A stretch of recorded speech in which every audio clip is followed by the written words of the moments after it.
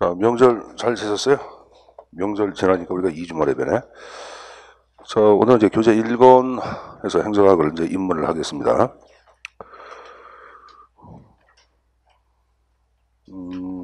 아마 이제 처음 수업을 듣는 사람도 있기 때문에, 요 수업 첫째 시간에 수업 진행 방식은 행정학의 구성 체계, 그리고 출제 빈출 형태, 이제 간략히 말씀드리고,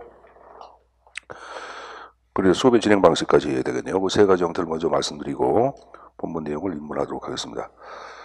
일단 행정이 무엇인가? 우리가 이제 행정이란 말을 많이 쓰는데, 자, 글쎄요, 뭐 여러 가지 의미가 있지만, 뭐 쉽게 얘기하면은 정부가 행하는 활동이 행정이에요. 정부가 행하는 활동. 그런데 이 활동을 잘 생각해 보세요. 하나는 공권력 자체에 근거하여 강제력을 행사하는 게 있습니다. 경찰 자체가 여러분들 강력한 권력을 무기로 해가지고 여러분들 영장을 갖고 수색하기도 하고 그래 안 그래? 그렇죠? 그걸 권력행위라고 얘기하죠. 뭐 권력현상 그러고 또 하나를 얘기할 때는 자 요새 여러분들 그 행정 자체는 정부의 활동이지만 이때 정부의 활동은 국민을 대상으로 한 활동도 있겠지만은 안에서 여러분들 사람을 관리하기도 하고 조직을 관리하기도 하고 돈을 관리하는 활동이 있어요. 그래서 이제 관리 활동으로 나눠서 얘기하는데 이렇게 권력 현상으로 파악해서 연구하는 것이 바로 여러분들 배우는 행정법이에요. 법에 근거하여 여러분들 국가와 국민과의 관계, 공권력에 근거하여 권리가 어떤 식으로 부여되고 제한되고 의무가 부과되는지를 연구하는 것은 행정법이고 행정학은 요 하단의 관리 현상이에요. 이게 아니라고. 이게 행정학이에요.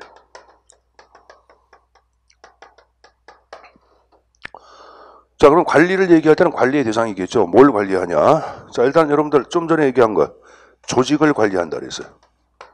그죠? 그리고 사람을 관리한다. 또 돈을 관리한다. 그리고 또 뭐예요? 정부하는 거. 정책도 관리합니다. 그러면 여기에 근거하여 행정학의 구성 체계가 만들어지는데 정책을 여러분들 대상으로 연구하는 분야를 정책론이라고 얘기합니다. 조직을 대상으로 연구하는 분야, 이게 이제 행정조직론이라고 얘기하고 사람을 대상으로 연구하는 분야, 이걸 인사행정론이라고 얘기합니다. 인사행정론, 그리고 돈을 관리하는 분야, 이걸 우리는 재무행정론이라고 얘기해요. 여러분 교재 어디 목차를 잠깐 보자. 목차 보세요. 맨 앞에. 차례 구성 파트 1 만고, 자, 여러분들 오른쪽에 파트 2의 목표 설정과 정책 결정.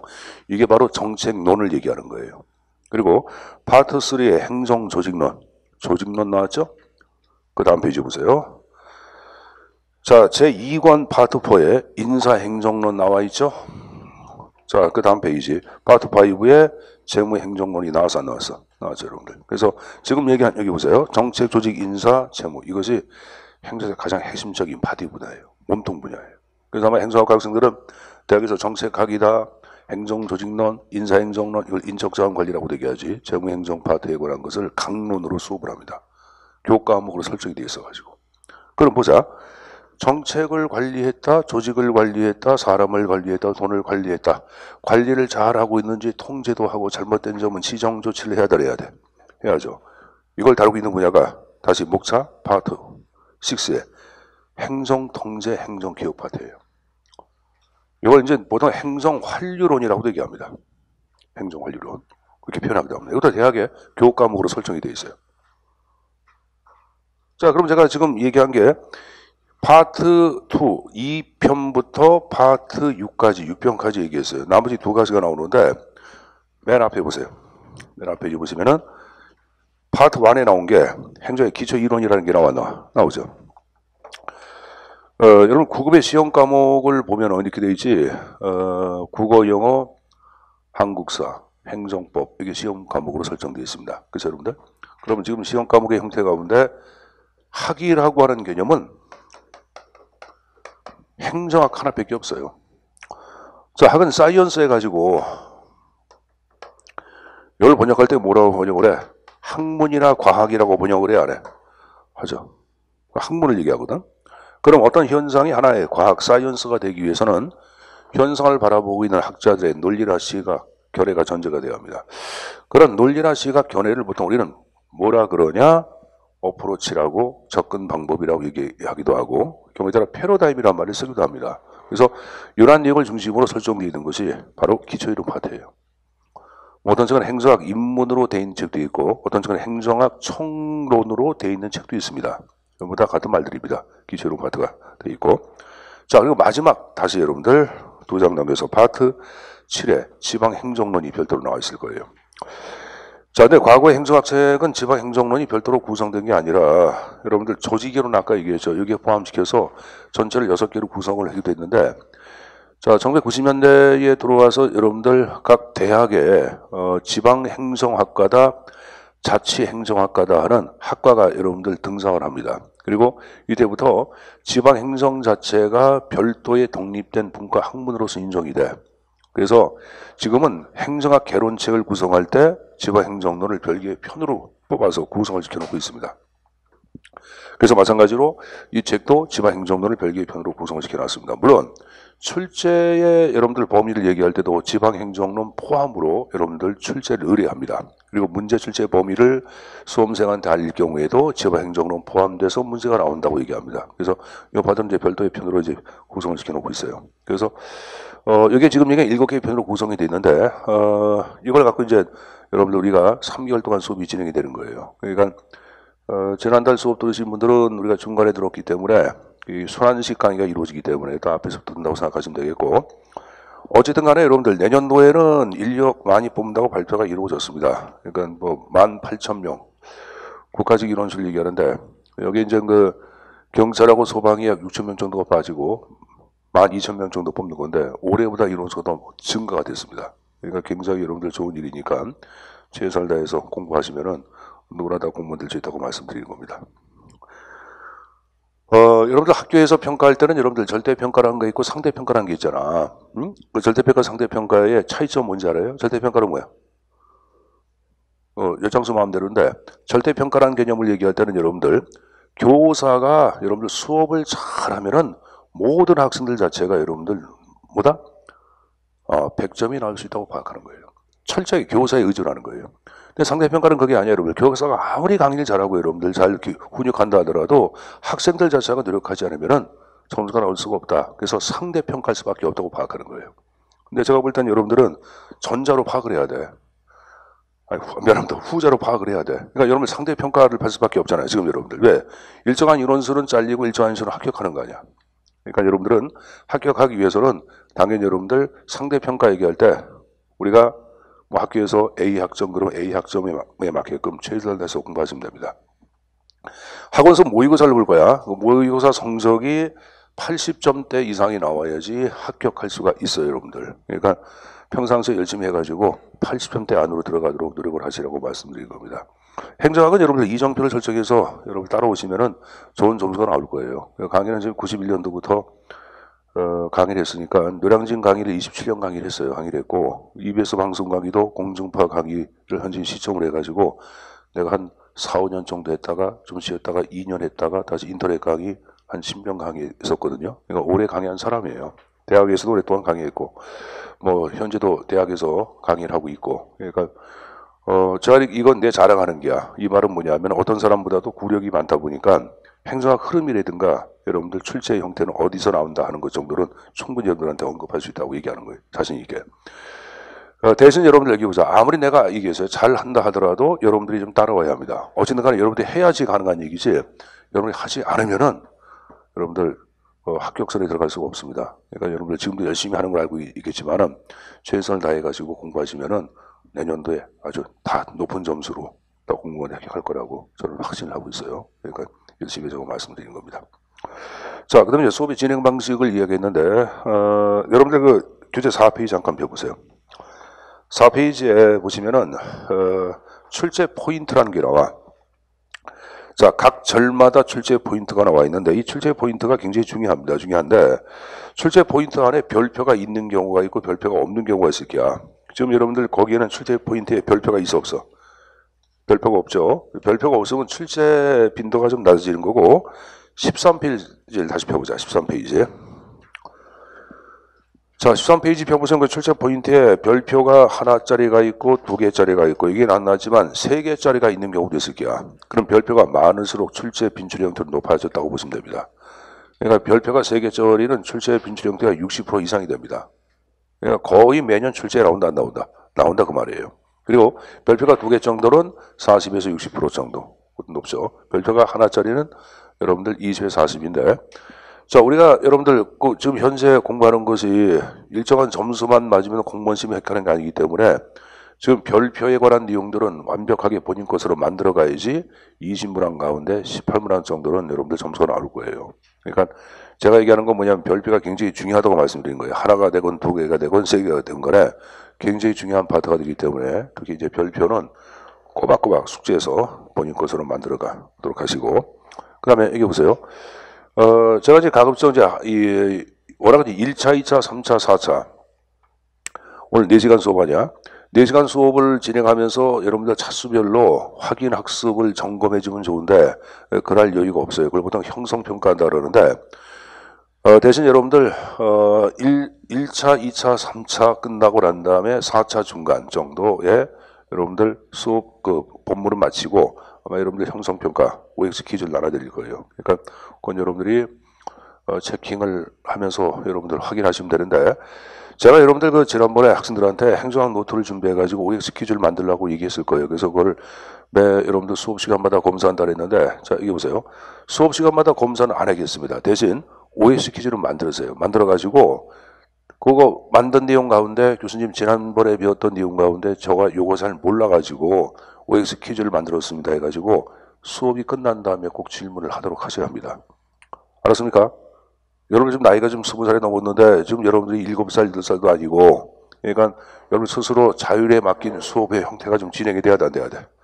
돼야지. 그러니까 꼭 할 일은 뭐냐면은 OX 퀴즈가 10개가 되건 20개가 상관없어. 그날 수업이 끝나게 되면은 배운 내용들 가운데 여러분들 이해가 안 가는 파트들, 중요하다고 하는 파트들을 퀴즈를 만들려고 5개로 상관없어. 그건 여러분 스스로 하는 거예요. 대신 그걸 해야 돼.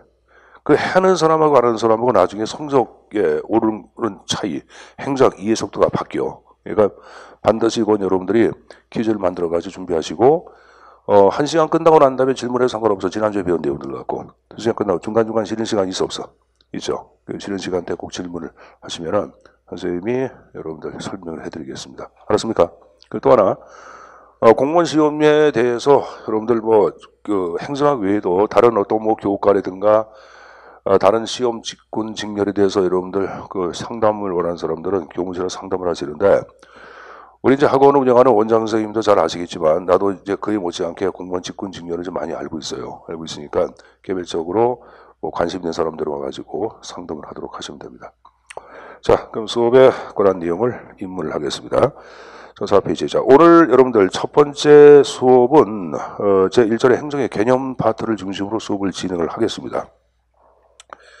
여기에 여러분들 한 40분에서 50분 정도 설명이 이루어질 거예요. 자, 출제 포인트를 좀 보겠는데 4가지 형태가 쭉 정리가 되어 있을 겁니다. 자, 일단 여러분들이 이 시간이 끝나고 난 다음에 꼭 여러분들이 알 수 있는 것이 바로 뭐냐? 행정 개념의 발달 계보를 여러분들 알아야 합니다. 계보는 발달 순서를 얘기하는 거야. 어떻게 발달되어 왔는지 그걸 가지고 가시고. 자, 그 다음에 2번에다가 거기 별표가 안 넣는데 별표 하나 정도로 해두는 게 좋을 것 같아. C급은 아니지만 C급에 지난 D급 정도 되는데 정치와 행정과의 관계하고 개념을 연결시키는 것들. 자, 이건 여러분들 뭐냐 하면은 2장을 넘겨봐봐. 자, 거기 이제 여러분들 한눈으로 보는 핵심에서 행정의 개념 발달사라는 게 나와 있을 거예요. 박스에. 나와 있죠? 그럼 거기 이제 행정관리설부터 뉴 거버넌스가 쭉 나와 있고 중간에 정치행정이라는 게 나와 안 나와? 박스 안에. 나왔죠? 정치행정 2원론, 1원론 이런 게 나올 게야. 그래서 요 행정관리설은 정치와 행정과의 관계를 2원론으로 파악했는지 1원론으로 파악했는지 연결시키는 문제가 한 문제예요. 요것을 여러분들 좀 숙제해서 가지고 가시고 이게 좀 어려워. 아마 이제 행정 전반에 걸쳐서 가장 어려운 파트가 지금 얘기할 정치와 행정과의 관계하고 행정의 여러분의 개념 연결 파트입니다. 그러니까 어렵지만은 출제 빈도는 높지는 않습니다. 그렇지만 이해를 해야 돼. 이거 좀 숙제해서 가지고 가야 되겠고. 그 다음에 여러분들 윌슨이 방학한 행정의 개념 정의하고 4번 그것도 별표 하나. 이것도 C급에 지난 D급인데 C급은 아닙니다. C급에는 D급인데 개념을 이제 보편성과 특성에 근거하여 개념을 언급하는데 여러분들 이 1시간이 끝나고 난 다음에 보편성이 뭐고 특성이 무엇인지 그 개념을 여러분들이 습득을 해야 합니다. 자, 그럼 여러분들 개념에 관한 내용들을 정리를 좀 하도록 하겠습니다.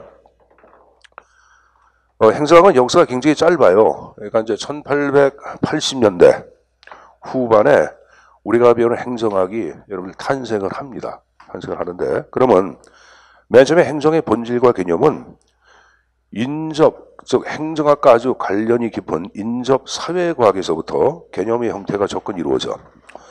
자, 그 접근은 두 가지 형으로 나눠서 얘기하는데 하나는 법학의 논리에 따라서 행정의 개념의 본질을 이해하는 경우가 있고 또 하나 정치학이나 경영학에서 방학하고 있는 정치나 경영에 따라서 경영 현상으로서 행정을 이해하는 경우로 양분됩니다.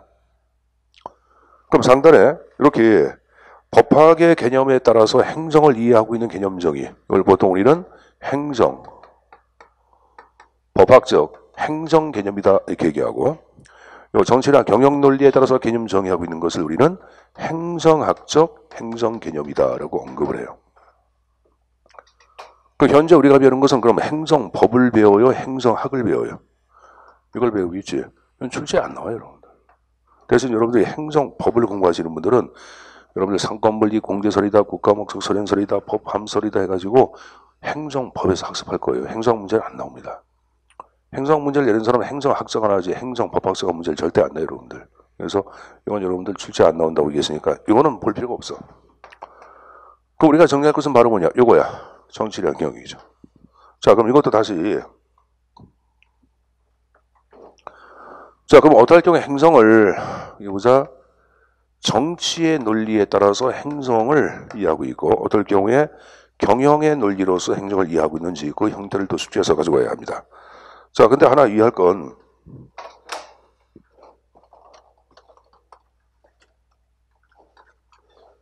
행정을 정치의 논리로 이해할 때는 행정의 성향 성질에는 경영의 성질이 없다고 파악해. 행정을 경영의 성격을 이해할 때는 마찬가지야. 행정의 성향 성질에는 또 정치가 없다고 파악합니다. 서로 상반된 관점이야. 이걸 전제하고 얘기할게요. 행정을 정치의 성질로 이해할 때는 행정의 성향 성질에는 경영이 없다고 파악하는구나. 거꾸로도 마찬가지구나. 자, 그럼 먼저 정치부터 내용을 정리해 보겠는데, 이 정치를 한자로 좀 적지. 자, 이것은 두 가지 의미가 있어. 하나는 뭐냐면은 그대로 얘기해봐. 둥그럴 문방이라고 그러죠. 그러니까 둥글둥글 어울린다는 의미도 있고 또 하나 채찍으로 때리다는 의미도 있어요. 자, 그럼 볼까?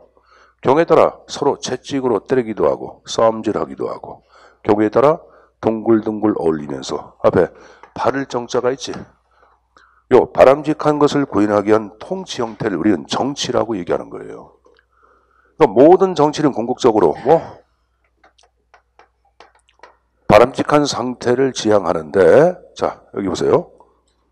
사회과학에서는 자, 중요한 얘기합니다. 이렇게 바람직한 상태를 지향하는 것을 가치 지향성이라 그래요. 학자들이 이렇게 여러분들 용어를 공약을 한 거야. 자, 우리 바람직한 상태를 지향할 때의 성격을 가치 지향성이라 하자. 자, 예를 들어서 여러분들 행정이란 인간의 존엄성을 구현하기 위한 제활동, 그럼 바람직한 상태를 지향해야 하네. 하죠. 이럴 때는 행정의 성격이 가치 지향성의 성격 내부되어 있다 이렇게 얘기하는 거야. 알았습니까? 다시 보자. 아까 정치를 하는 가장 궁극적인 목적은 바람직한 상태를 지향하는 것을 얘기한다.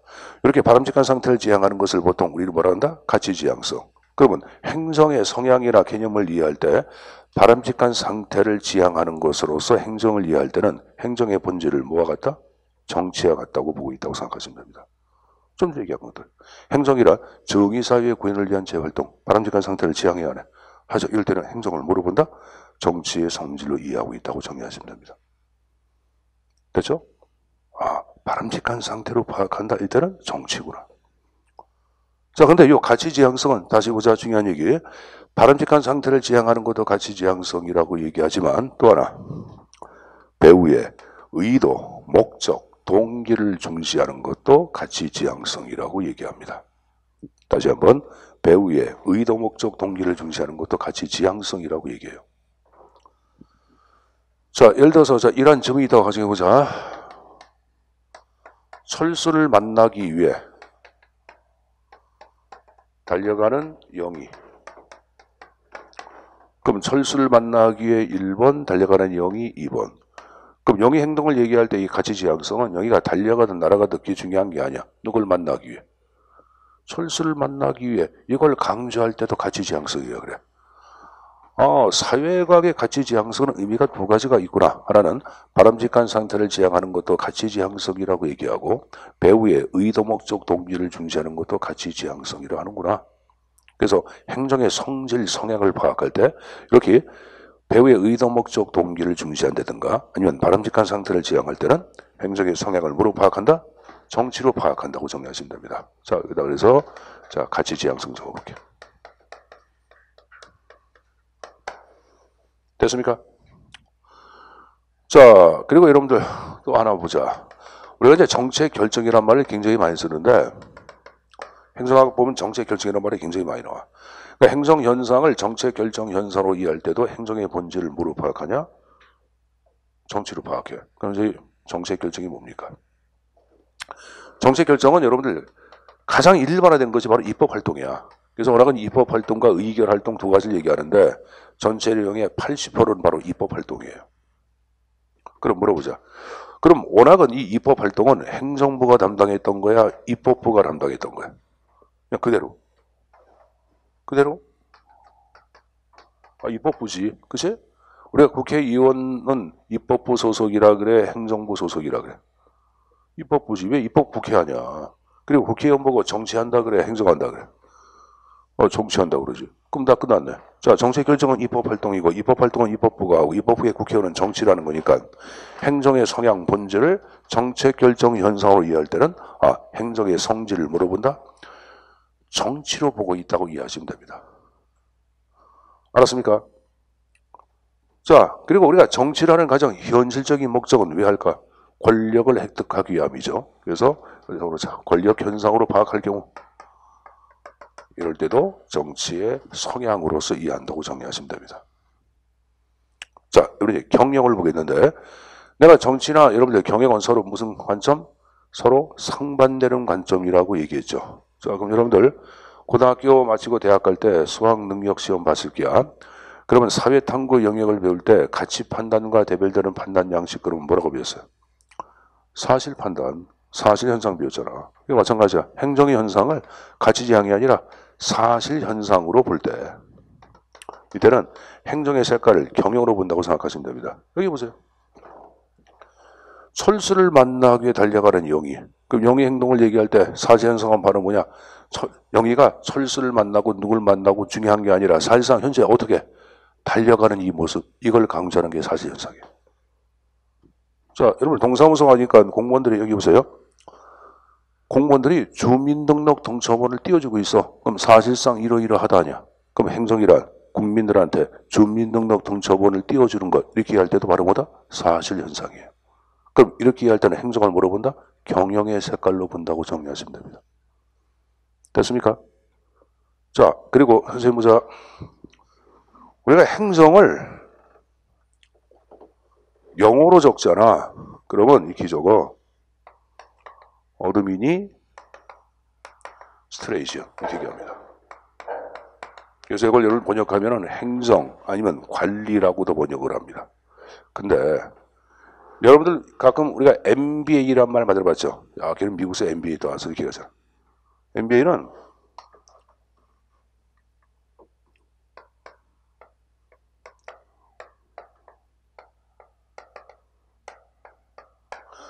마스터 비즈니스 어드미니스트레이션 이걸 MBA 이렇게 얘기합니다. 이것을 경영학 석사라고 얘기해요. 뭐라 한다? 경영학 석사. 그럼 행정학 석사는 뭐라 하냐면 MPA라 그래. 행정학 석사를.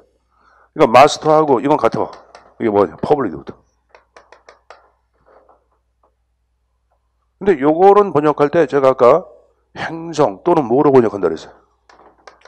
관리. 그럼 이거 뭐야? 비즈니스는 뭐야? 아, 사업을 관리하는 거지. 사업을 관리하는 것이 바로 뭐야, 여러분들? 경영이지 뭐야. 그럼 이건 뭐야? 퍼블릭. 공공을 관리하는 것이 바로 뭐야? 행정이지 뭐야. 공공을 관리하는 거. 공공관리. 단국대학교 천안 캠퍼스는 행정학과가 없어요. 대신 천안 캠퍼스에 공공관리학과라고 있어요. 공공관리학과. 공공관리학과를 여러분들 그럼 바꾸면 뭐야? 행정학과가 되는 거야. 행정학과를 여러분 경영학의 말을 바꾸는 거예요. 말 바꾸는 거예요, 여러분들. 같은 말이에요. 그럼 내가 이거 다 공공관리, 사업관리. 말은 뭐야? 관리. 그래서 행정을 여러분 여기 보자. 하여간에 기업처럼 경영처럼 관리한다. 사람을 관리하고 돈을 관리하고 물자를 관리한다고 할 때는 행정의 본질을 물어본다. 경영으로 본다고 정리하시면 됩니다. 알았습니까? 자, 다음에 행정의 본질을 보는 용어들이다. 가장 일적인 것. 1번의 가치지향성, 2번의 권력현상, 3번의 정책결정, 4번의 관리현상. 몇 번? 4번의 관리현상. 유사문제 출제에 나왔던 거예요. 이것도. 알았습니까? 자, 그럼 결론적으로 여기 보자. 그럼 행정을 이렇게 정치의 색깔로 이해할 때는 정치와 행정은 하나의 뿌리에서 나온다, 안 나온다? 나온다. 이렇게 궁극적으로 하나다 이렇게 얘기해. 그걸 우리는 정치, 행정, 일원론이라고 얘기하는 거예요. 내가 생략한 게야. 정치, 행정을 줄여서 정행이라고 적어놓은 게야. 정치, 행정, 일원론. 그럼 여러분들 하단처럼 파악할 때는 야, 행정은 정치가 아니라 경영이야. 정치와 행정은 다른 거야. 분리해야 돼. 그럼 정치, 행정은 뭐가 돼, 그럼? 이원론이라고 얘기하는 거예요. 자, 여기 보세요. 여기 보세요. 이걸 아까 공공관리라 그랬죠? 그래서 이걸 어떤 분들은 공행정이라 그래. 이걸 뭐라 해? 사행정이라 그래.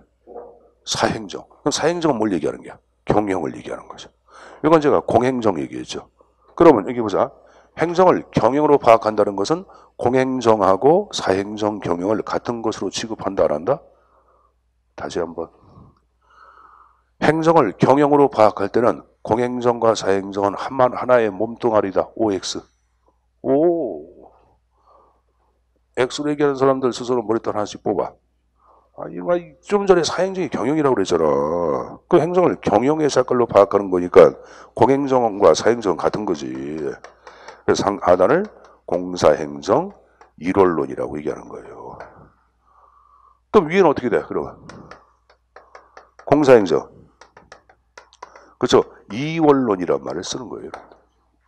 그럼 하나의 규칙이 만들어져. 모든 학문은 여러분들 수학처럼 어떤 규칙이라든가 법칙을 잠깐만 찾아가. 그런 규칙이나 법칙을 찾아가가지고 나중에 뭘 만들어내냐. 이론을 만들어내는 거예요. 만일얘기 법칙 그런 거 들어봤죠? 물리에서. 근데 우리가 자연현상만 그러한 법칙이 있는 것이 아니라 사회과학도 법칙이 있는 거예요. 그래서 우리가 이제 법칙을 만들어 보는 거야. 자, 법칙 만들어 보자. 정치행정이 1이면 공사행정은 뭐 된다? 이원론. 정치행정이 2면 공사행정은 일원론이다. 이 하나의 규칙이 만들어지잖아. 자, 근데 하나 위할 게 있어요. 자연과학에서 연구의 대상은 자연현상이죠. 그럼 물은 위에서 아래로 낙하되지. 여름이 가면 가을이 오죠. 물은 백도수에서 여러분들 증기, 순기로 바뀌지. 그럼 이러한 법칙은 필연의 법칙이야, 예외의 법칙이야? 필연이야. 근데 사회과학에서 연구하는 사회현상은 필연이 아니야. 우연도 있고 예외가 있어. 그래서 이건 100%가 아니야. 예외 한두 개가 있어. 95% 정도 되는 거예요. 예외 5% 정도 있습니다. 그러면 문제를 내는 사람은 여기 보자. 사악한 사람이야, 착한 사람이야? 시험 문제 제일 사악한 사람이야. 그럼 사악한 사람들은 예외를 딱 만들어가지고 문제를 내야 돼. 문제를 내겠지. 그래서 우리는 거기에 대비하기 위해서 나중에 이 법칙에서 예외가 되는 걸 또 학습을 할 거예요. 지금은 여러분들 우리가 배울 때는 이렇게 이해해 두는 게 일반적 관점이고. 알았습니까? 자, 그럼 제가 이렇게 얘기한 게 바로 뭐냐면은 개념을 이제 분석하기 위한 분석의 틀. 공식이야, 공식. 쉽게 얘기하면. 그래서 여기에 근거하여 이제 개념을 하나하나 얘기하면서 정치행정 1과 2를 얘기를 할 겁니다. 자, 근데 여기 보자. 아까 행정의 정식인 성향 얘기했잖아. 여기 보자. 뭘 적어놨어? 가치지향, 정책결정, 또 하나 뭘 적어놨어? 권력현상. 그치? 자, 이걸 잠깐 좀 보고 가겠는데 5페이지 펴봐. 5페이지. 교재 5페이지. 5페이지의 날개를 보시면은 5페이지의 날개를 보시면은 날개 여러분들 행정의 정책 성향에 다양한 의미라는 게 나와 안 나와? 나와 있죠. 자, 그걸 한번 제가 한번 읽어보자. 행정학에선 정책 성격이라는 단어를 아주 많이 사용한다. 정치란 다양한 가치를 지향하는 정당과 국회 분파 집단들이 거기 뭐 더불어민주당, 정의당, 민평당, 자유한국당 나왔어요. 각자 지향하는 가치를 구현하기 위해 투쟁대와 타협하고 권력을 획득하기 위한 활동 및 정책 결정, 입법 활동 행위를 할 수 있다. 이런 행위를 정책 성격이라고 한다. 따라서 정책 성격에는 밑줄, 가치 판단, 대화 투쟁, 권력 현상과 정책 결정이 들어간다 안 들어간다? 들어간다. 그 여러분들 여기 이거 있잖아. 이거 쭉 풀어서 놓은 거예요. 알았습니까? 자, 그럼 여러분들 이제 개념을 정리하겠는데 칠판을 계속 보면서 말씀드리겠습니다. 칠판을 보세요. 자, 행정학은 아까도 얘기했지만 한국에서 등장한 것이 아니라 이 아메리카, 미국이란 땅에서부터 행정학이 만들어져요. 그래서 우리가 별 행정학의 개념을 파악하기 위해서는 미국 행정학의 미국 역사 발전 단계에 따라서 어떻게 행정이 등장했는지를 이해할 수밖에 없어요. 그래서 기분 나쁘지만 미국 역사에 관한 내용을 제가 간략하게 말씀드리겠습니다. 적을 알아야 백전백승 아니야. 그러니까 미국 역사 얘기한다고 기분 나빠하지 마시고 시험 출제 또 나와. 지금 얘기하는 것들이. 자, 일단은 여러분들 맨 앞에 1776년을 끊어보자. 그리고 그 다음에 1801년. 그리고 1829년. 1887년 끊어서 말씀드리겠습니다. 자, 일단 여러분들 1770년은 미국의 보스턴차 사건 계기로 영국과 미국의 독립전쟁 자체가 시발된 시점을 얘기해. 그리고 이 전쟁이 7년 동안 이루어지고 1783년들에 이 전쟁이 종결되고 영국, 미국의 13개 주 독립을 여러분들 선언시켜줍니다. 그래서 어떤 책은 이제 1776년으로 나온 책도 있고 1783년으로 정리한 책도 있는데 그건 중요한 게 아니야. 그러니까 여러분들 그 흐름만 알면 돼요, 여러분들. 자, 그럼 일단은 요 70년부터 1801년도까지 미국사를 지배했던 사상은 초대 재무성 장관을 지낸 해밀턴 사상이 주창되고 지배하는데, 그래서 이것을 해밀턴주의라고 얘기해요. 그럼 물어보자. 초창기 국가적인 차원에서 제도나 기구가 정비되기 위해서는 강력한 힘을 갖고 있는 중앙정부의 창출이 요청이 돼야 한다. 되겠죠? 생각해봐. 이건 이제 옛날 이야기야. 우리나라 조선시대의 고려의 왕건이나 조선의 이성계 자체가 여러분들, 왕권 국가를 수립하기 위해서 강력한 여러분들 정책을 핍니다. 초창기 모든 국가들은 강력한 정부의 창출을 여러분들 요청하고 마땅하다고 파악한 거예요. 그래서 요 해밀턴주의도 마찬가지야. 강력한 중앙집권 사상으로 전개가 이루어집니다. 중앙집권. 이걸 해밀턴 연방주의라고도 얘기해. 연방주의 그러고. 자, 그 다음에 1801년부터 29년까지는 미국의 이제 3대 대통령 제퍼슨의 사상이 주창되고 지배하는데, 여러분 중앙집권 사상이 약 여러분들 30년 가까이 지배했다. 그럼 여기에 대항하는 사상이 등장할까 안 할까? 하겠죠. 그럼 중앙집권의 반대말은 뭐야? 그렇죠? 지방분권 사상이 지배합니다. 그럼 물어보자. 이 지방분권이란 말은 큰 정부야, 작은 정부야? 작은 정부야. 그럼 여러분 작은 정부 그러면 떠오르는 게 시장경제야, 교육경제야? 시장경제. 시장경제 자체에 그러면 떠오르는 사람 국부로 누구? 아담 스미스. 아담 스미스는 자신의 재워서 국부로 해서 영국의 사람 아니야? 야, 정부 가운데 어떤 정부가 좋아? 값싼 정부가 최선의 정부라 그랬어요. 값싼. 싸구려 정부가. 즉 최소의 정부. 힘을 뺄 때까지 빼는 정부가 최선의 정부라 그랬어요. 그럼 지금 얘기한 최소의 행정이 최선의 행정이다. 이것을 공간을 미국으로 이동해서 얘기한 인물이 누구냐? 제퍼슨이야. 제퍼슨의 사상 자체를 작은 정부의 사상을 보통 우리는 자유주의라고 그래요. 뭐란다? 자유주의. 제퍼슨 자유주의라고 천명하기도 합니다. 자, 여기 보자. 위에 거 뭐라 그랬어요? 제퍼슨 연방주의. 이거 뭐? 해밀턴 연방주의. 이거는 제퍼슨 자유주의. 알았습니까? 자, 그러자 1829년부터 1887년까지는 미국의 이제 7대 대통령을 지낸 잭슨의 사상이 주창되고 지배하는데, 그래서 잭슨주의가 지배했다고 얘기해요. 요 잭슨의 사상은 나중에 인사행정 때 자세히 학습을 해. 그래서 우리 인사행정 공부하시는 분들은 기억날 게야. 요 잭슨의 사상을 일명 뭐라 그런다? 엽관주의라고 얘기했죠. 요 엽관이라는 단어를 얘기할 때는 영어로 스포일즈 해가지고 이걸 번역하면 전리품이라고 번역을 해. 그러니까 이게 전리품주의야. 전리품은 뭐야? 전쟁에 승리한 자 획득한 노획물 아니야. 그럼 왜 잭슨의 사상을 엽관이라 그랬는지 그 이유를 알아야 되겠지. 자, 여기 보자 여러분들. 미국 제5대 몰로 대통령 때 대통령 임기 4년법이 법제화 돼. 그럼 4년에 한 번씩 정치 권력이 변동될 때마다 선거에서 승리한 집권당이 있을까 없을까? 있겠죠. 요 집권당한테 공직의 임명권을 주자고 얘기한 게 잭슨이야. 그러면 이 공직이라는 것은 자지 말고 공직이라는 것은 선거라는 전쟁에 승리한 집권당의 전리품, 엽관이라고 할 수 있어 없어? 있죠. 다시 한번. 공직은 선거라는 전쟁에 승리한 집권당의 전리품, 엽관이라고 할 수가 있다 없다? 있다. 그 잭슨의 사상을 엽관주의라고 얘기하는 거예요. 아, 엽관은 전리품이구나. 그럼 왜 전리품주의를 얘기했냐? 선거에 승리한 집권당이 공무원의 임명권을 갖게끔 했다. 그래서 전리품주의, 엽관이란 말이 등장했고 이걸 강조한 인물이 누구다? 잭슨이란 대통령이구나. 잭슨주의. 됐습니까? 그럼 여러분 잭슨의 사상 엽관주의도 마찬가지야. 장점도 있겠지만은 많은 문제점을 이야기합니다. 이 문제점도 나중에 학습을 해. 우선 두 가지 한번 보겠는데 하나는 뭐냐면은 집권당이 공직의 임명권을 갖다 보니까 공금을 유용 또는 횡령해서 집권당의 정치 자금으로 쓰는 사태가 비일비재하게 발생해야 하네. 발생하면 행정의 부패가 만연이 돼. 행정이 썩어. 부패로. 자, 또 하나. 이 공무원은 궁극적으로 누굴 위한 게야? 국민을 위한 건데 지금 얘기한 엽관주의는 공무원이 국민을 위한 공복자가 아닌 다름 아닌 집권당의 사냥개 사병으로 전락해야 하네. 집권당의 사냥개 사병으로 전락해버립니다. 따라 진정한 국민을 위한 위민행정 확보가 가능해 어려워. 백성을 위한다 이게야 이걸 어렵게 하죠. 그래서 등등등등의 문제점을 야기한 게 엽관주의야. 그래서 야 이거 도저히 안 되겠다 해가지고 자 중요한 얘기합니다.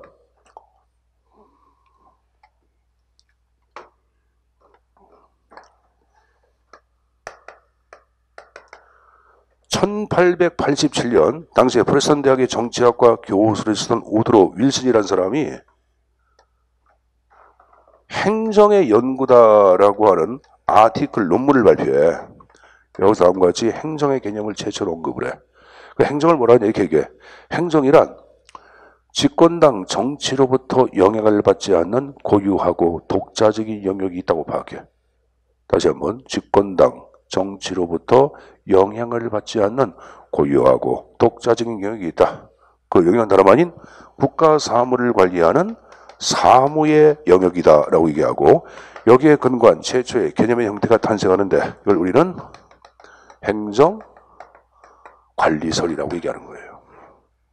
행정관리설. 최초의 개념이 탄생하는 게. 자, 그럼 여러분 행정관리설을 여러분 다듬어서 보자. 행정이랑 관리한다 사무. 이때 사무는 뭐야? 국가사무죠. 국가사무를 관리하는 게 행정이에요.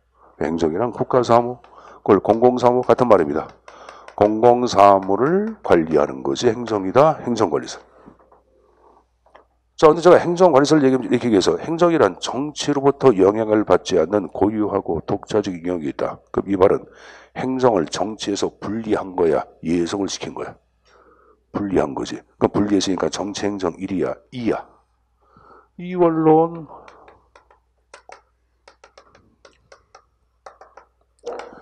여러분 정치행정 2원리면 공사행정은 뭐가 돼?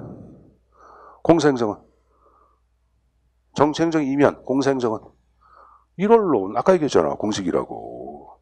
안 적겠습니다. 그 다른 닉네임이 있어. 이름을 기술적 행정학이라고 얘기합니다. 공공사무를 관리하는 테크닉 기술이다 해서 이름을 기술적 행정학이라고 표현하는 사람도 있어요. 같은 말입니다. 자, 여기 보자. 하여간에 여기 관리 현상 나왔어, 안 나왔어? 나왔죠. 그러면 행정을 관리로 파악할 때는 행정을 정치로 파악해, 경영으로 파악해. 경영, 정치행정위원회. 이건 아예 공식이라 그랬잖아. 뭐 이렇게 하든 간에 아까 얘기한 형태라든 간에 상관없어요.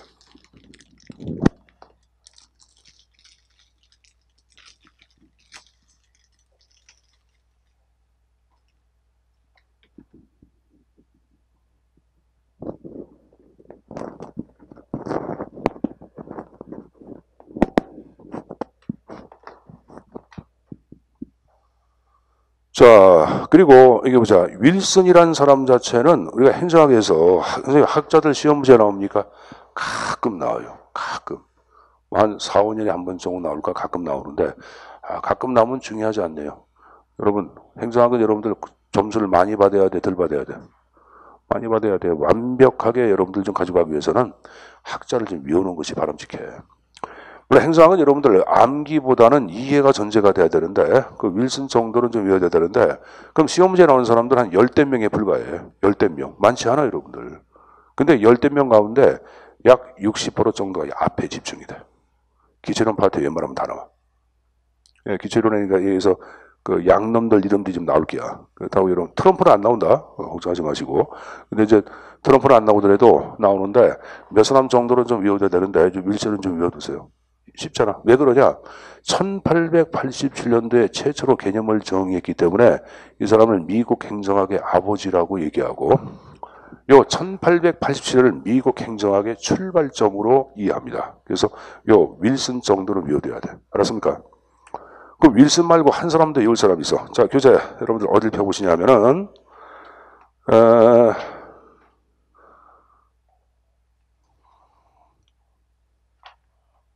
5페이지 봐봐. 5페이지. 5페이지 행정관리설 6번에 LD 화이트라는 사람 나오죠. 이 화이트도 외워야 되는데 왜 그러냐. 옆에 중요한 말이 나와. 최초 행정학 교과서란 말이 나와. 최초 행정학 교과서를 써. 자, 교과서 제목이 뭐예요? 행정학 인문이야. 이게 시험 문제 나왔어. 다음 중 최초 행정학 교과서와 저자로서 올바르게 연결된 거. 이게 시험 문제 나왔어. 이거 외워야 되겠지. 이 사람은 그 밑에 보자. 사람과 물자를 관리하는 것이 행정으로 파악했어요. 관리로 해석했잖아. 그래서 행정관리사를 대표한다고 보시면 됩니다. 그래서 윌슨과 화이트 두 사람의 형태 정도는 좀 머릿속에 입력해서 가져가는 게 좋은데 자, 기분 나쁘지만 거기 들어보자. 요즘 두 사람 얘기해서 하나 물어보자. 미국 행정학의 아버지 누구? 윌슨. 최초 행정학 교과서 누구?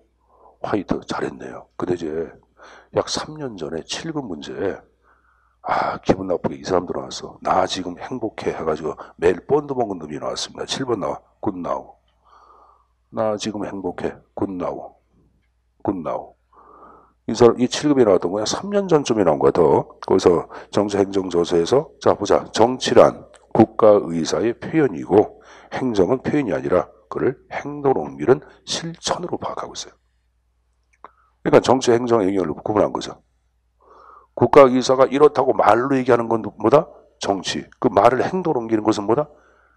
행정이다. 이렇게 파악하고 있는 거예요. 굿나고 얘기한 것도 시험지에 나왔어. 그래서 요 세 학자 정도. 자, 벌써 여러분들이 세 명의 학자를 다 외웠는데, 내가 볼 때는 벌써 세 사람 다 외웠을 거예요, 여러분들. 그러니까 행정관리사를 대표하는 학자들 다 얘기를 했습니다. 자, 다시 7, 8을 보세요. 그래서 행정관리설 자체는 지금 얘기한 1, 2, 3, 4, 그리고 학자까지 얘기를 했어요, 여러분들. 그리고 요것이 약 여러분들 1930년대까지 개념의 형태에 따라 이제 지배가 이루어져. 그러면 30년대 이후에 등장한 또 다른 개념이 있습니다. 자, 여기 보자. 이거 잠깐 보자. 아까 정책 결정으로 파악할 때는 행정을 정치로 파악해, 경영으로 파악해. 정치학 꼭 가져가야 돼. 사실현상, 경영 얘기했어요. 다시 보자. 정책 결정, 가치 지향을 행정을 물어본다? 정치로 본다. 사실현상, 관리로 파악할 때는 물어본다? 경영으로 본다. 이건 수학의 공식이야. 이건 좀 지우겠습니다. 지워야지 판서가 이루어지지.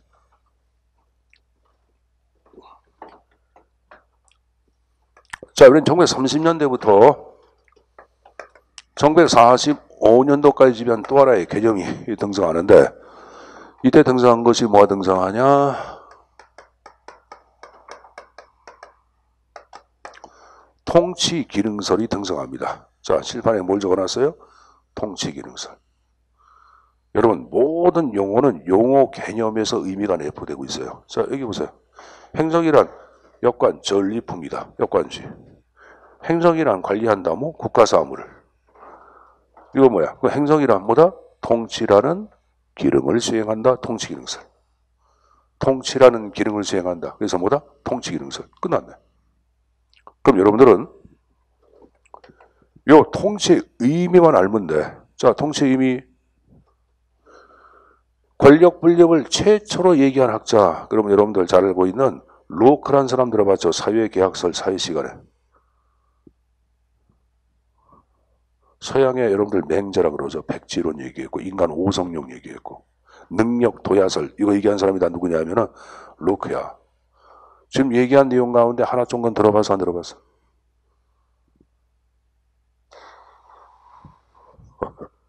로크는 여러분들 인간의 능력 자체를 얘기할 때는 여기 뭐 지적 능력, 이쪽에는 판단력, 이쪽에 이해력, 분석력 있으면은 여러 가지 형태로 구성되어 있다고 파악해. 그리고 각각의 능력 자체 요소를 구현할 수 있는 교과목들은 따로따로 존재한다고 파악하는 거야. 예를 들어서 여러분들 분석력 자체를 여러분들 개발하고 여러분들 도입하기 위해서는 뭐가 필요할까? 분석력. 수학이 필요하다. 수학이 필요하다고 파악할게. 이해력 자체를 여러분들 도입하기 위해서는 뭐가? 언어, 랭귀지, 라틴어, 그리스어 그런 게 중요하다고 파악한 게 누구냐? 로크 여러분들. 자, 근데 그게 중요한 게 아니라 이거보다 더 중요한 건 뭐냐면은 이 사람이 권력 분립을 최초로 언급을 해. 1750년도 시민정부 이원론 저서에서 이렇게 얘기해. 자, 통치란 이렇게 얘기해. 통치란 입법활동과 집행활동을 의미한다. 여기에 근거에 최초의 이권분립, 입법권과 집행권 얘기한 게 누구예요? 로크예요. 이권분립이에요. 나중에 몽테스키에가 여기다가 뭘 집어넣어? 법적 판단, 사법을 해서 상권분립 얘기한 거고. 알았습니까? 로크는 여러분들 이권분립에다가 상권분립을 얘기해. 근데 이 사람이 상권은 지금 얘기한 대로 사법이 아니라 외교 활동을 또 다른 권력으로 해석을 했어요. 로크는. 그러니까 뭐 사람 하나 틀린데, 하여간 이 사람이 최초 이권분립을 얘기해. 그리고 이것이 바로 뭐냐면 통치라 그랬어요. 그럼 끝. 통치는 입법과 뭘 적어놨어요? 집행. 그럼 아까 입법 활동은 뭐를 대표한다 그랬어요? 정책. 결정. 끝났네. 말을 바꾸면 돼. 자, 통치기능설. 행정이란 통치라는 기능을 수행한다. 바로 뭐다? 정책을 결정하고 결정된 정책을 집행하는 기능, 통치기능설. 법을 제정하고 법을 집행하는 것. 됐어요? 그럼 물어보자. 정책 결정을 행정의 현상으로 파악한 거 아니야? 그 행정을 정치랑 같다? 다르다? 행정의 본질을 정치로 파악해서 경영으로 파악해서 정치. 그럼 정치행정 1이야 2야? 정치행정 1원론. 공사행정은 2원론 안 적겠습니다. 그리고 이에 대한 닉네임이 있어. 이름을 우리는 기능적 행정학이라고 얘기해. 뭐란다? 기능적 행정학. 이건 뭐라 적어놨어요? 기술적 행정학. 이쪽은 기능적 행정학.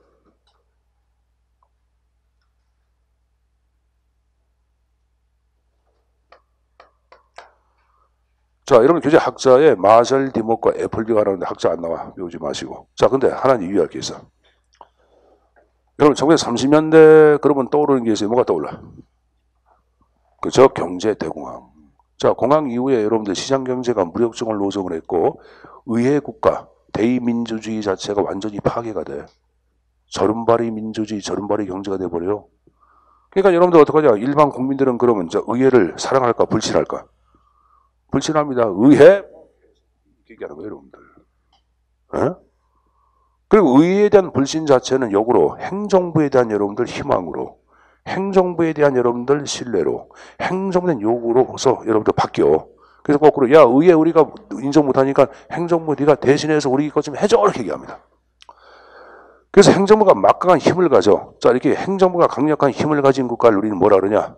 이걸 뭐라 그래요? 의회 국가라 그래? 행정 국가라 그래? 의회 국가는 어디가 힘이 세서 의회 국가야? 의회가 힘이 세서. 그럼 행정부가 힘이 센 국가는 뭐가 되는 거야? 행정 국가를 얘기하는 거예요. 그리고 이 행정 국가의 대도와 함께 이제 바로 뭐냐? 행정이 뭐라냐? 법을 제정하는 거야. 이때부터 행정 입법이 등장해. 여러분 대통령령, 그걸 시행령, 명령 그러죠. 그리고 각 부처 장관이 부령을 제정을 해야 하네. 하죠. 이걸 행정입법이라 그래. 이런 것들이 30년대부터 탄생한 거예요. 그래서 이름은 행정부가 힘이 센 국가, 행정국가의 등장과 함께 탄생한 개념적을 얘기해라. 그럼 지금 얘기한 통치 기능서를 얘기하는 거예요. 됐습니까?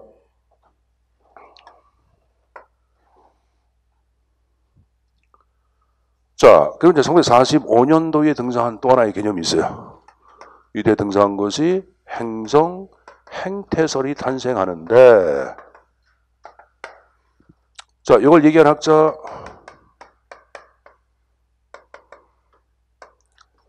하버드 사이먼이야. 자, 행정에서 가장 말 많은 자, 그러면 사이먼이야. 가장 말 많은 자. 그래서 학자를 물어보는데 도저히 알 수가 없어. 근데 여러분들 밑에 번호에 사이먼이 나왔어. 그럼 사이먼을 답을 체킹해. 답이 50%야. 그만큼 말이 많아요. 사이먼. 행정학 쉽죠? 사이먼. 여러분들 니들 뭐 사이먼 가라사대 그런 노래 저 뭐야 게임도 있잖아. 니들 모르겠구나. 미안합니다. 여기 보세요. 그래서 1991년도에 고의사문서 맨션에 강의할 때 학생들하고 사이먼 가라사대 게임 됐는데 니들 91년도에 태어났었냐? 보니까 91년도에 태어나지도 않았구나. 미안합니다. 여기 보세요. 여기 보세요. 자, 그러니까 사이먼이 이제 만들어낸 게 이거야. 근데 이거 골 때려. 어려워. 이걸 왜 만들어냈냐? 그걸 이유를 해야 돼. 자, 이유 제가 간략히 말씀드릴게요.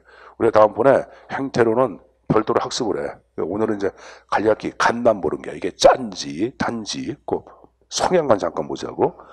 아까 행정학 탄생이 언제라 그랬어요? 1887년도에 행정학이 탄생했다고 얘기했죠. 자, 그러면 여기까지 몇 년이 흘렀어?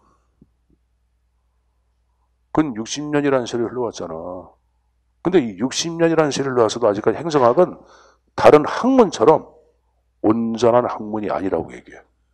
그러니까 정치학이나 법학이나 사회학은 오랜 시간을 거치면서 학문의 이론적 체계가 완성이 됐는데 이 행정은 역사가 짧다 보니까 이론적 체계가 굉장히 안 돼 있고 하나의 학문으로 얘기할 수 없다 이렇게 얘기해.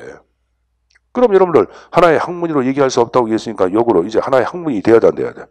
돼야죠. 이게 하나의 학문으로서 만드는 것을 뭐라냐 하면 우리는 과학화한다 그래. 뭐 한다? 과학화. 그래서 이름은 행정학의 과학화를 추구하기 위해서 만든 게 행정행태설이에요. 자, 그러면은 다른 학문과는 달리 행정학은 나름대로의 독자적 이론적 체계를 구축을 해야 돼. 근데 여기 보세요. 여기. 자, 적지 마. 지금 적지 마. 여기 보자. 여기 행정은 여기서 뭐 한다 그랬어요? 정책규정, 입법활동, 정치한다 그랬지? 그럼 이것은 여러분들 행정이야, 정치야? 이게 정치 아니야. 이건 행정의 이론이라고 볼 수 없는 거예요. 그래서 이 사람이 먼저 한 것은 바로 뭐냐?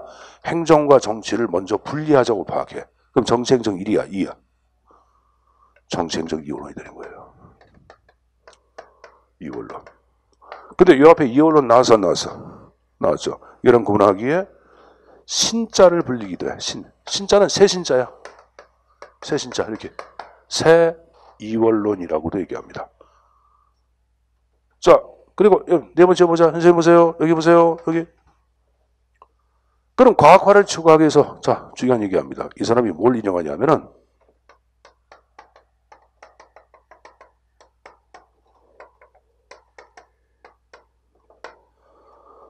자연과학적 방법론을 인용을 해. 자, 내가 칠판에 뭘 인용한다고 적어놨어요? 자연과학적 방법론. 선생님, 자연과학적 방법론이 뭐예요? 별거 아니에요.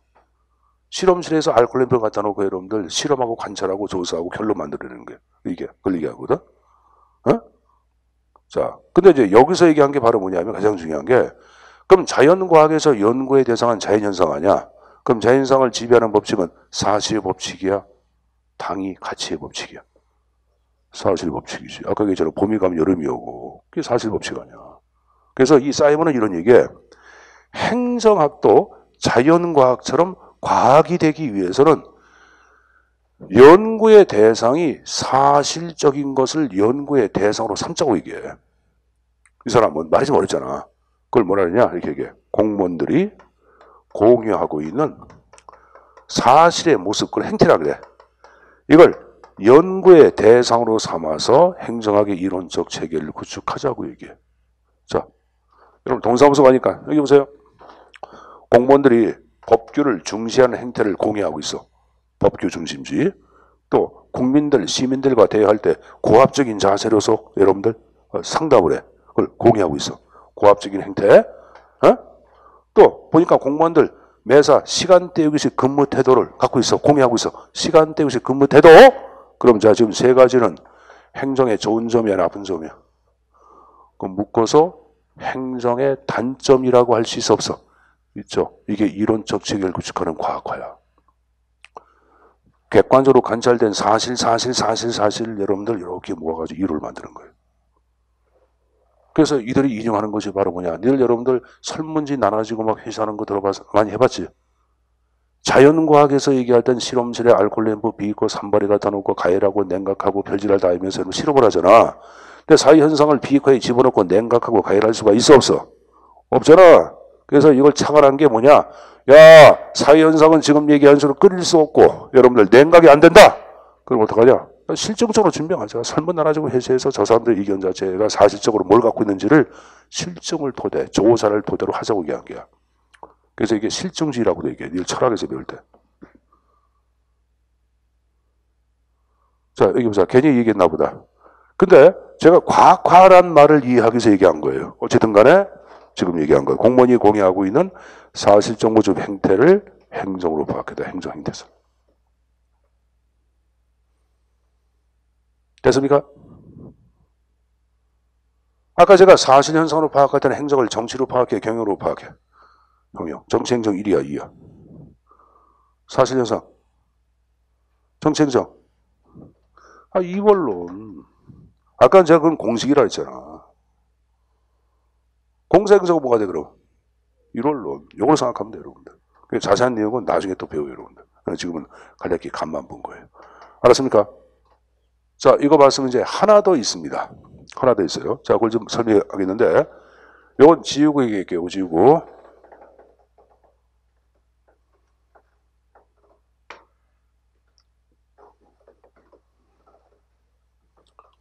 자, 1945년부터 60년. 자, 이걸 이제 바꿔서 얘기하는 게야.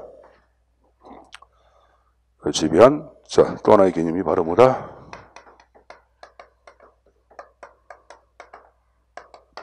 발전 기능설이 등장합니다.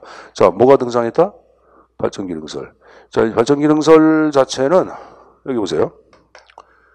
60년대에 어디를 대상으로 등장한 여러분들 개념적이냐면은 후진국가예요.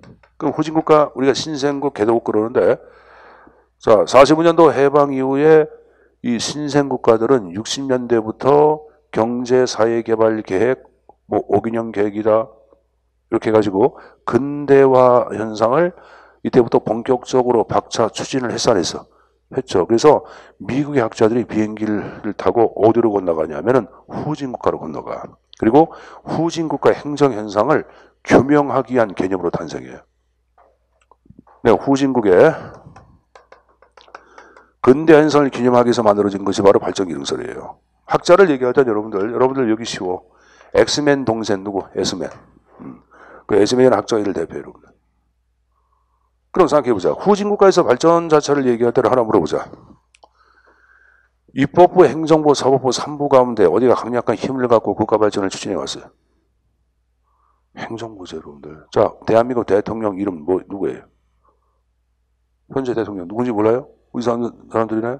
박근혜예요? 문재인이에요? 문재인 아니야, 여러분들. 그럼 국회의장 이름 누구예요? 잘 모르잖아. 문희상이라고 국회의장인데, 여러분들 그 탤런트 가운데 걔 삼촌인데.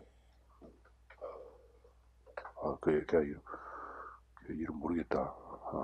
화장품도 선전하고 그러는데 주인공으로 많이 나오고 미스코리아 출신. 서울대 나오고.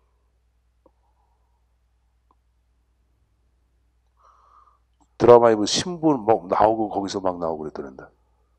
천주교 신부 나가서 코믹하게 나오고 그러더랬는데. 거기 여자애. 누군지 알겠지? 이름은 생각 안 나지? 걔 삼촌이 문희상이야. 현재 국회의장. 근데 여기 보자. 뭐 얘기해도 이상한 쪽으로. 꼭 강에다가 탤런트만 나오면 글로 가. 여기 보세요. 뭐 하여간에 지금 그게 중요한 게 아니라 지금 얘기하면서 여러분들은 행정수반인 대통령 이름은 알아. 근데 여러분들 대법원장 이름이라든가 아니면 여러분들 누구? 국회의장 이름 잘 모르잖아. 이 말은 어디가 힘이 센 게? 행정부가 힘이 센 거예요, 여러분들. 그래서 이 개발도상 국가는 전제가 되는 것이 행정부가 강력한 힘을 가져. 그럼 물어보자. 행정부가 강력한 힘을 가졌다. 이 말은 당연히 행정이 정책 결정해야 안 해? 정책 결정하겠지. 당연히 하겠지. 그리고 결정된 정책을 집행하겠죠. 근데 이렇게만 적어놓으면은 여기 보세요. 통치기능서가 같아 안 같아? 같잖아. 그래서 하나 더 뭘 집어넣냐?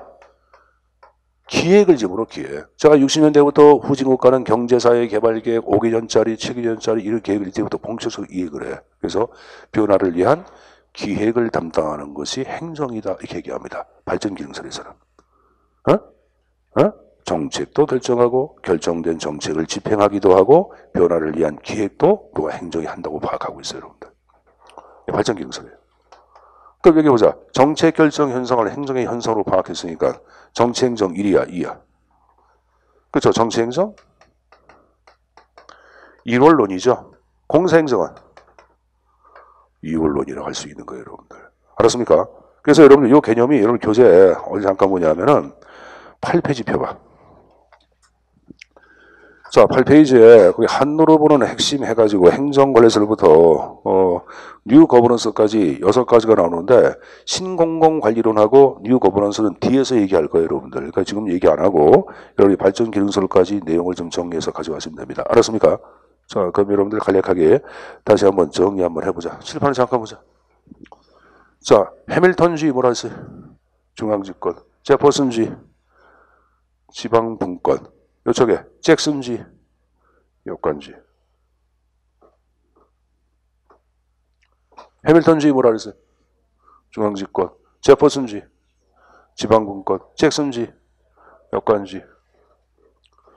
중앙집권을 강조한 사상 해밀턴주의. 지방분권 강조한 사상 제퍼슨주의. 역관주의라고 불리는 거 잭슨주의. 자, 그럼 물어보자. 역관주의의 폐해 문제점을 극복하기 위해 등장한 개념 뭐다? 행정관리설. 행정관리설. 행정국가의 대도와 함께 탄생한 개념정의 뭐다?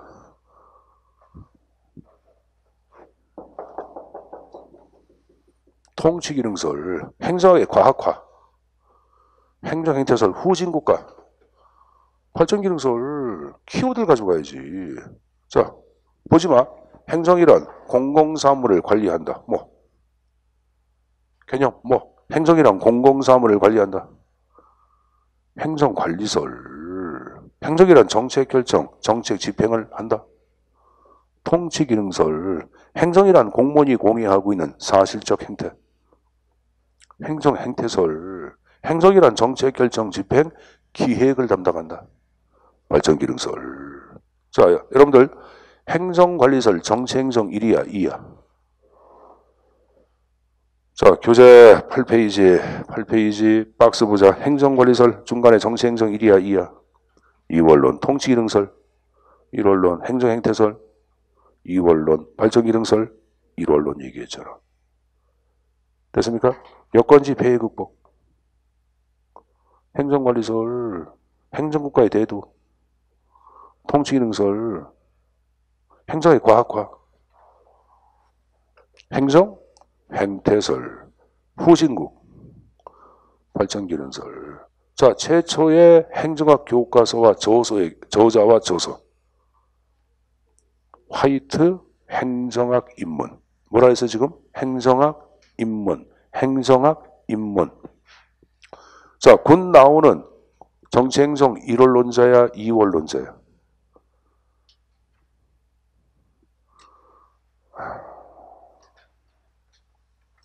현재 보세요. 자, 현재 보자.